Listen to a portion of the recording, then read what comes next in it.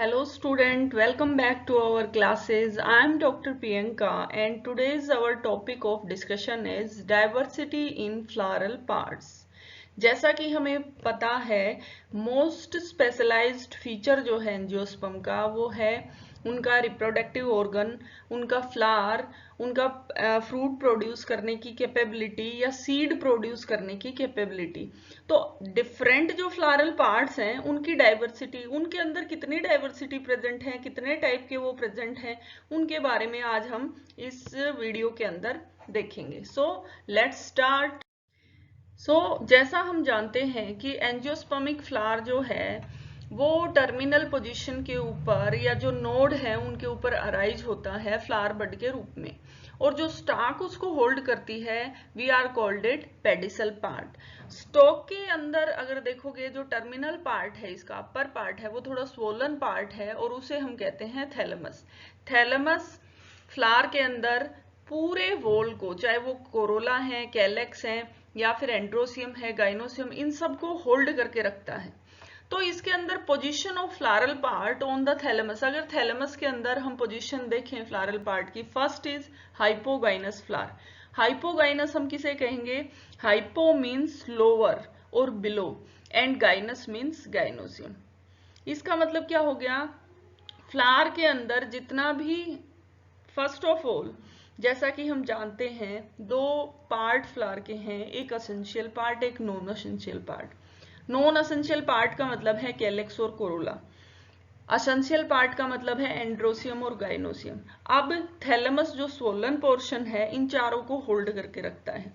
एक कैलेक्स का वोल होता है, गुच्छा रहता है, फिर पेटल्स का रहता है कोरोला का, फिर एंड्रोसियम और गाइनोसियम को। अब इसके अंदर हाइपोगाइनस फ्लावर कौन सा होगा? हाइपो का मीन्स हो गया लोअर और बिलो, और गाइनस मीन्स गाइनोसियम। सारा जितना भी वोल पार्ट प्रेजेंट है अगर उनकी पोजीशन बिलो ओवरी है, it mean all the whorl are below the ovary और ovary is superior, we are called it hypogynous. अगर ओवरी के नीचे हैं सारे पार्ट, ओवरी की पोजीशन सुपीरियर है, जैसे फर्स्ट डायग्राम में दिख रहा है, स्टेमन पार्ट है नीचे से अराइज हो रहा है, सेपल्स, पेटल्स, इनका अरेंजमेंट जो है वो बिलो ओवरी है, तो ऐसी पोजीशन को हम कहेंगे hypogynous flower. For example in Malvaceae और ब्रेसिकेसी। ब्रेसिका के अंदर देखा है कि ओवरी जो है वो सुपीरियर पोजीशन पे है। Then next is epigynous. Epi means above. अगर सेकंड डायग्राम में पेरिगाइनस और थर्ड में एपिगाइनस कंडीशन है, अगर जो तीन वोल बताए कैलेक्स का, कोरोला का और स्टेमन का, ये अबव द ओवरी हैं, इनकी पोजीशन ओवरी से ऊपर है, तो ऐसी कंडीशन को हम कहते हैं epigynous flower. It mean all the whorl are above the ovary. Ovary inferior position पे है, फॉर एग्जाम्पल इन कुकुरबिटा और हेलियंथस। हेलियंथस के अंदर ऐसा पाया जाता है। Then next is perigynous. Peri means around और गाइनस मीन गाइनोसियम। गाइनोसियम के साथ पूरे जो तीन वोल हैं वो पैरेलल पोजीशन पे होंगे, सेम पोजीशन पे होंगे। It mean all the floral whorl and the ovary at the same level. इनका लेवल ना सुपीरियर होगा ना इंफीरियर, सेम लेवल पे प्रेजेंट रहेंगे, तो ऐसे फ्लावर को हम कहते हैं पेरिगाइनस। जैसे सेकंड पोजीशन में दिख रहा है, सबकी जो पोजीशन है वो सेम है, कोई सुपीरियर नहीं है, कोई इसमें इंफीरियर नहीं है, सेम लेवल पे चारों वोल हैं वो प्रेजेंट है। For example in rose and peas. तो ये एग्जाम्पल के साथ तीन टाइप के फ्लावर हैं, हाइपोगाइनस हो सकते हैं, एपोगाइनस और पेरिगाइनस।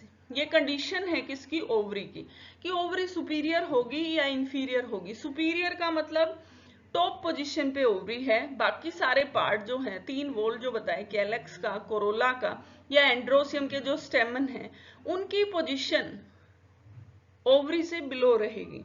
अपर का मतलब हो जाएगा अब ओवरी इंफीरियर है, जैसे थर्ड डायग्राम में देखा जा सकता है कि ओवरी इंफीरियर है।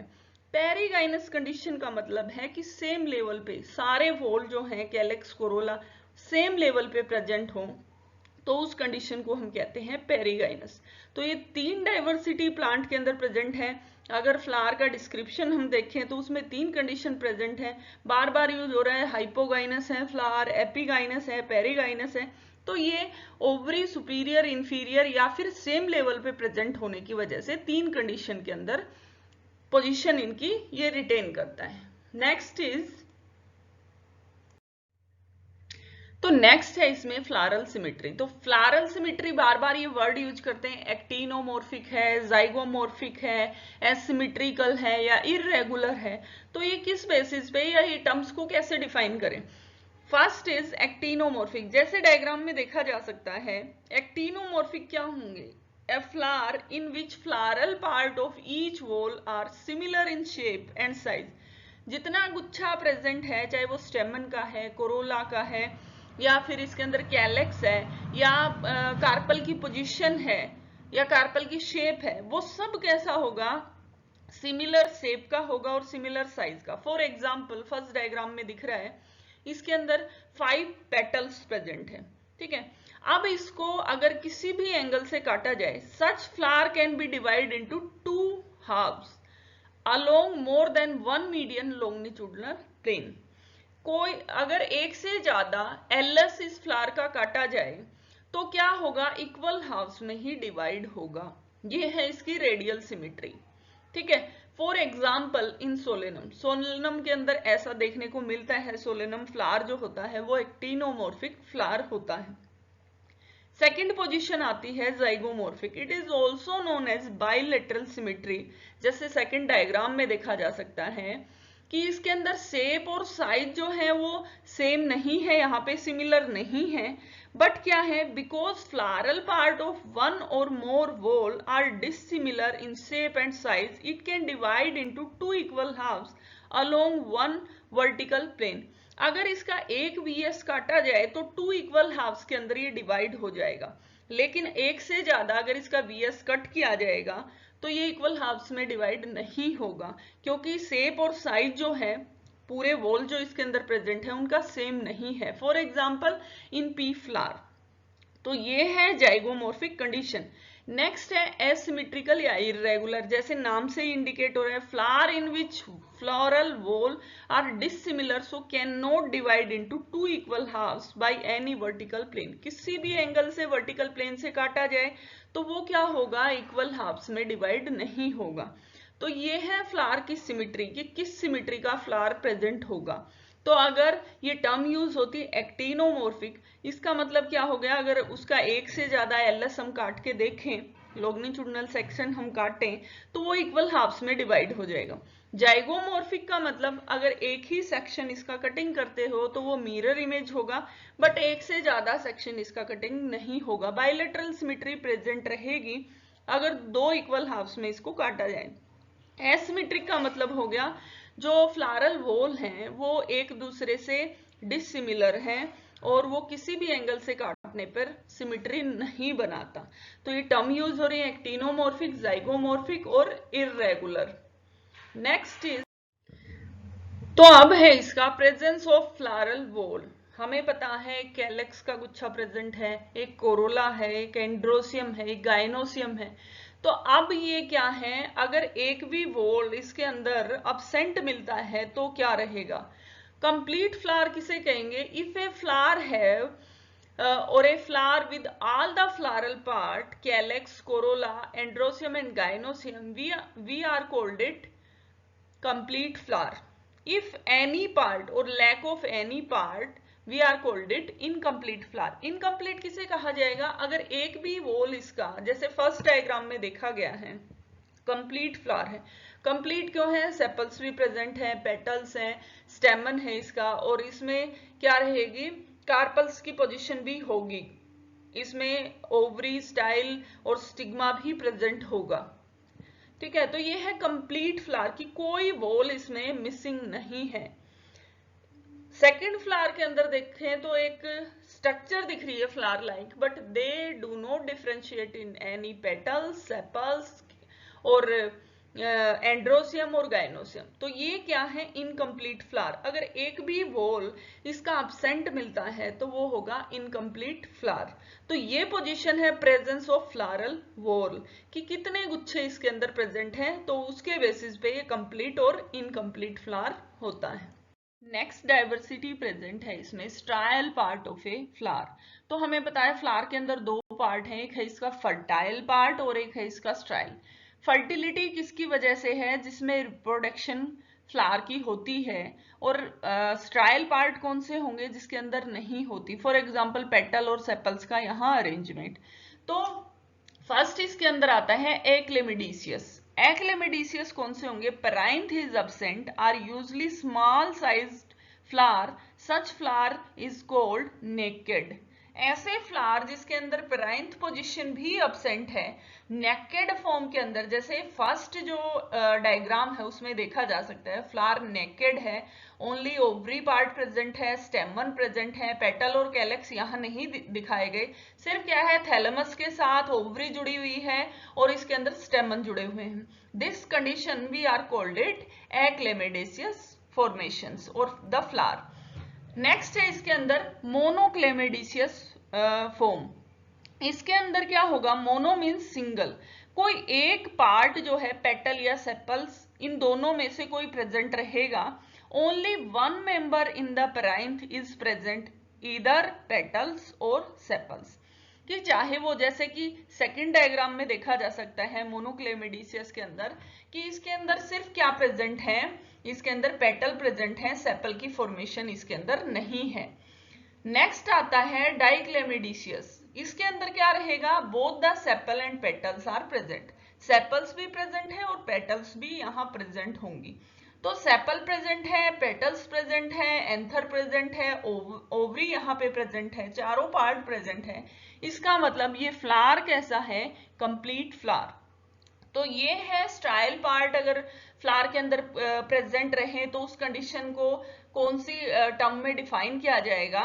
तो ये तीन कंडीशन है जिसमें पेराइंथ पार्ट के अंदर कोई पार्ट ही प्रेजेंट ना हो सेपल्स या पेटल का, या फिर एक पार्ट प्रेजेंट है, या फिर दोनों प्रेजेंट हो। Next diversity is on the basis of sexual organ. Flower is either bisexual or unisexual. Bisexual means जैसे फर्स्ट डायग्राम में देखा जा सकता है, both androsium and gynoeciums are present.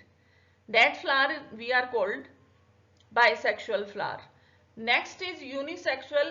Any one sexual wall is present either of stamen or the pistil. कि कोई एक present है, चाहे वो पिस्टल है चाहे वो स्टेमन है।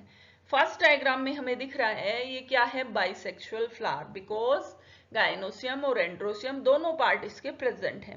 Second is staminated flower. It means only stamen parts is present in this flower. Third is pistillated part, which mean only pistil part, stigma, style, ovary, gynoecium parts or pistil parts is present here. So these are the three condition in which we can define a flower in bisexual flower, staminated और pistillated flower. तो ये तीन condition, तीन diversity plant के अंदर present रहती है। ये टर्म हम यूज करते हैं। यूनिसेक्सुअल फ्लावर के अंदर दो आते हैं, स्टेमिनेटेड और पिस्टिलेटेड, और एक फ्लावर है बाइसेक्सुअल और complete flower. Next diversity is present on the basis of their floral axis. This is the most important diversity or defining terms. First is एंथोफोर। तो हमें डायग्राम को देखना है इसके साथ साथ, तभी समझ में आएगा। इसमें क्या है? Elongated axis between the calyx and Corolla. जैसे कि देखा जा सकता है ए डायग्राम के अंदर क्या होता है? एक इलोंगेटेड एक्सिस अराइज होता है कैलेक्स और कोरोला के अंदर। For example in Silene saxifraga. तो इस फ्लावर के अंदर क्या होता है? कैलेक्स और कोरोला के बीच में एक इलोंगेटेड एक्सिस का अराइजन होता है। फर्स्ट कंडीशन जो है वो देखी जा सकती है इसके अंदर। सेकंड कंडीशन जो है एंड्रोफोर। एंड्रोफोर जो है वो दिख रहा है हमें थर्ड डायग्राम के अंदर, सी में देखो। इसमें क्या होता है? Elongated axis is between the Corolla and the androecium. In patience flower के अंदर ऐसा पाया जाता है। इलोंगेटेड एक्सिस अराइज होता है किसके बीच में? कोरोला और एंड्रोसियम के बीच में। थर्ड डायग्राम जो है इसमें ये कंडीशन देखी जा सकती है, एंड्रोफोर कंडीशन देखी जा सकती है।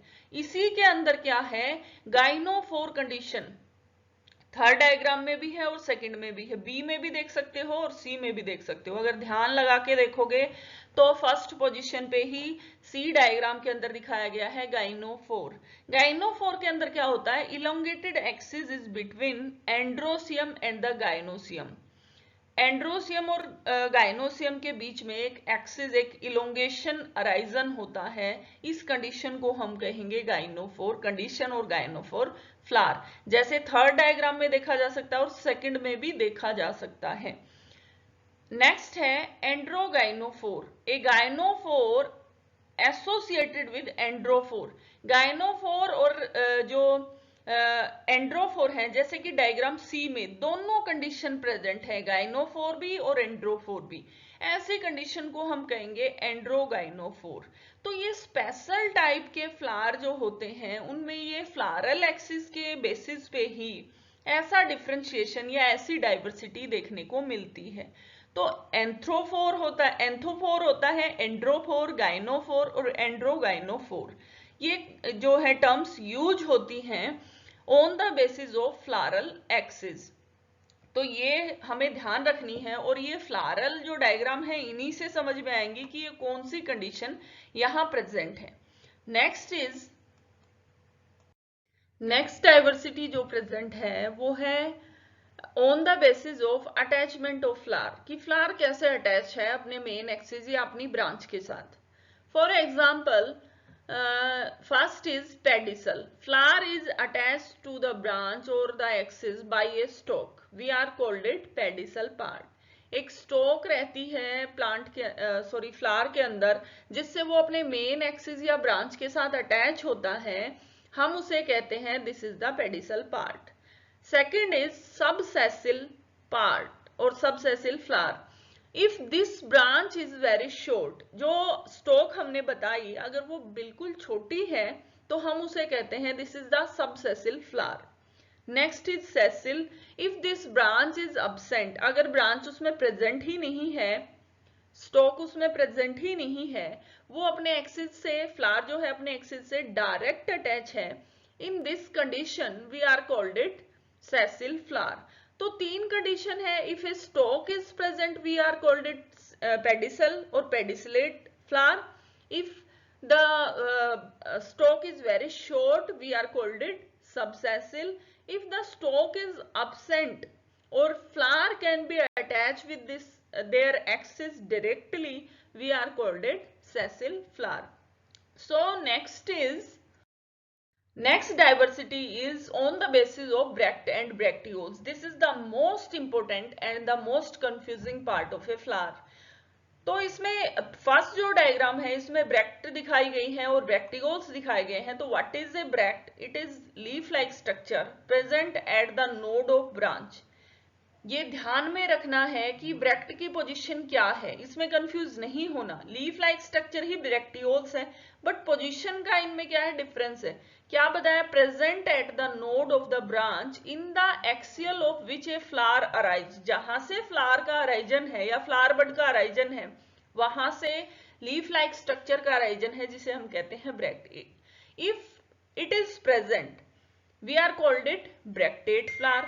If these are absent, leaf like structures are absent on the basis we are called it ebractate flower. तो दो पोजीशन जो है ब्रैक्टेट और ebractate on the basis of if leaf like structure are arise on the basal part we are called it, जहां से pedicel part या जहां से फ्लावर बड का अराइजन है वहां पे अगर कोई लीफ लाइक स्ट्रक्चर प्रेजेंट रहेगी तो हम लिखेंगे दिस फ्लावर इज ब्रैक्टेट, और अगर नहीं प्रेजेंट है तो हम फ्लारल फार्मूला में लिखेंगे ebracteate. Next is bracteoles. Bracteoles में क्या है?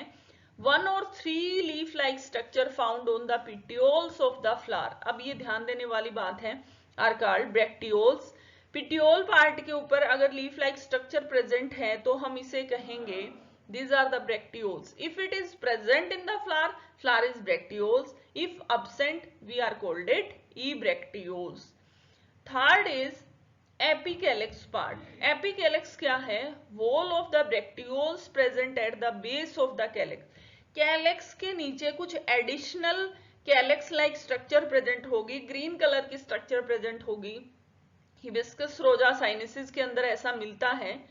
क्या रहता है? ये ब्रैक्टियोल्स जो है इन्हीं का क्लस्टर रहता है और एक बेस के कैलेक्स के बेस के ऊपर एक वॉल बना लेते हैं, इसे कहते हैं एपिकैलिक्स। जैसे कि इस फ्लावर के अंदर देखा जा सकता है, this is the calyx part and this is the epicalyx part. तो अगर एडिशनल ऐसी कोई स्ट्रक्चर यहाँ प्रेजेंट है, दिस इज द एपिकैलिक्स। अगर लीफ लाइक स्ट्रक्चर यहाँ प्रेजेंट है, this is the bract part, and if their additional covering or this leaf like structure is present, we are called it bracteoles। तो ये तीन term है, इसमें confuse नहीं होना कि एपिकैलिक्स कौन सा है, ब्रैक्ट कौन सी है और ब्रैक्टियोल्स इसमें कौन सा पार्ट है। इसी के बेसिस पे ई ब्रैक्टेट, ई ब्रैक्टियोलेट्स, ये फ्लावर हम।